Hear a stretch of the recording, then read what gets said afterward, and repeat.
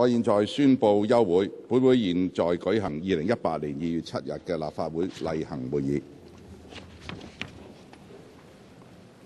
發言石禮謙議員就政府帳目委員會第69號報告書向本會發言。石禮謙議員。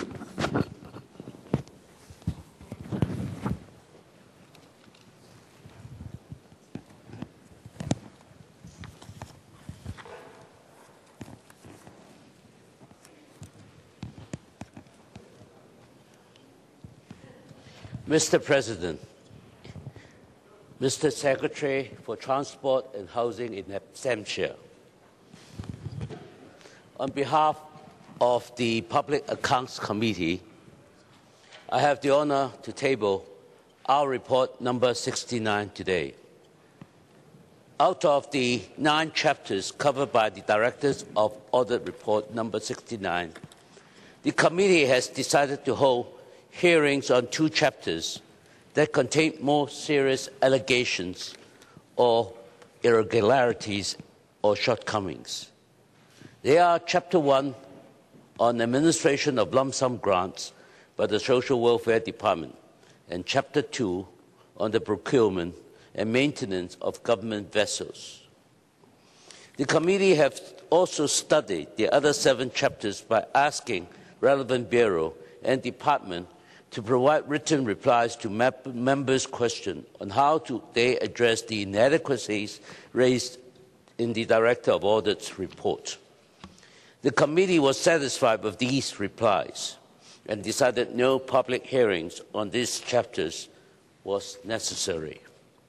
We would like to take this opportunity to express our appreciation to this Bureau and departments in providing detailed replies to our questions.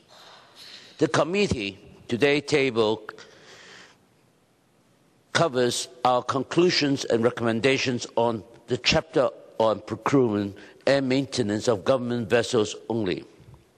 In view of the number and complexity of issues raised in the chapter on administration of lump sum grants by the Social Welfare Department, supervised by the Social Welfare Bureau, the committee have decided to hold further hearings and defer a full report on this subject. Mr. President, I will now report on the conclusions and recommendation on the chapter on procurement and maintenance of government vessels. It's said that the Secretary of the Transport and Housing is not here, for he was the supervising bureau for that. The Marine Department is responsible for the procurement of new vessels as well as their maintenance for 14 government departments, including 5 discipline services departments. The vessels are essential for the department's operation safety, efficiency, and effectiveness, in particularly for the discipline services department to carry out law enforcement and emergency duties. The committee expresses alarm and finds it unacceptable that the Marine Department had failed to fulfill its duty in providing effective and timely government vessel procurement service for the user departments. Among the 25 ongoing vessel projects, 12 of them, Mr. President, have experienced delays, including 5 projects which have missed their target vessel delivery dates by 5 months to 4 years, and 7 projects which were still in tender shipbuilding stage some 4 to 6 years after funding approval. The committee in particular expresses grave dismay and alarm about the poor judgment of Marine Department and the inexplicable decision in suspending the processing of vessels procurement projects for 35 months from December 2009 to October 2012, pending the finalization of the review of the marking scheme for the tender assessment. The committee notes that this decision in suspending vessel procurement projects had led to serious delay in the procurement of new vessels. The average ages of the 4 major classes of government vessels have increased significantly in the past 10 years as a result of such delay. This, in turn, calls for more preventive maintenance and incur extra maintenance costs and downtime for the vessels. As a result, the user department's operation safety, efficiency and effectiveness have adversely been affected.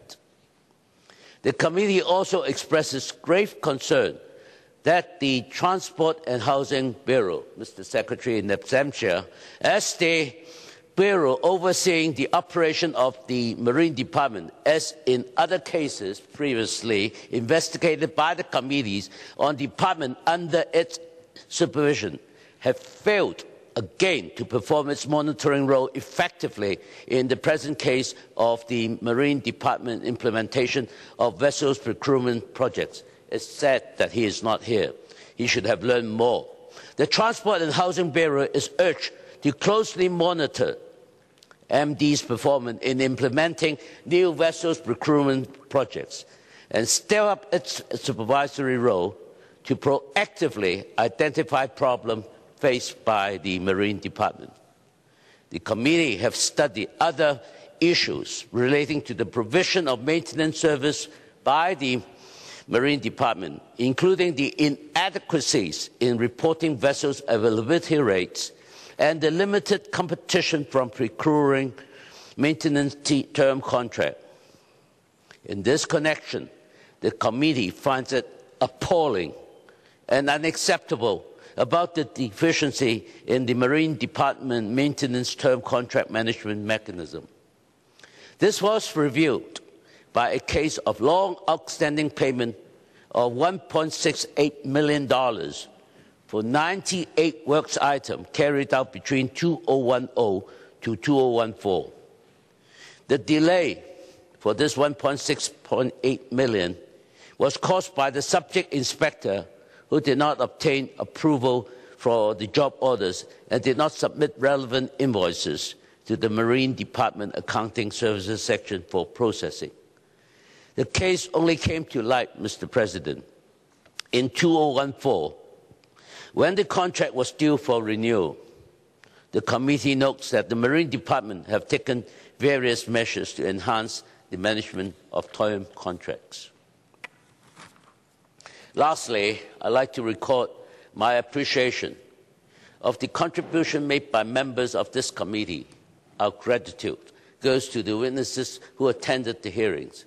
I would also like to express our gratitude to the Director of Audit and his colleagues for their unfailing support, and last but not the least, to our Secretariat for their unfailing support too. Thank you. 質詢，第一項質詢，林卓廷議員。